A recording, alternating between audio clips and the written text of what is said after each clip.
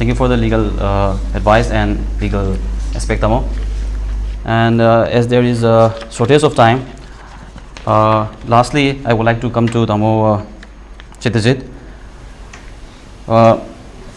Tamo, recently in today's program, in an event, the Minister N. Biren stated that the present conflict might not have occurred if the earlier leaders acted in a very true and well-versed way, precise way.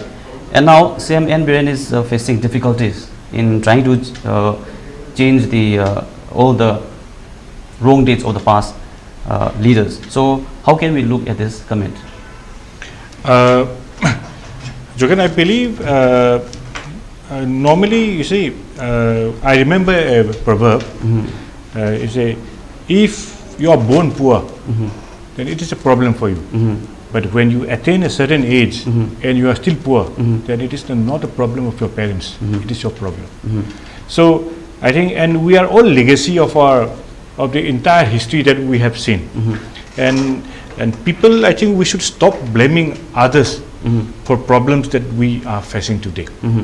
The post which which the Chief Minister is sitting, it is a legacy of the previous government. It is given by the Constitution. So we cannot keep on blaming our forefathers or our predecessors for every problems that we face today.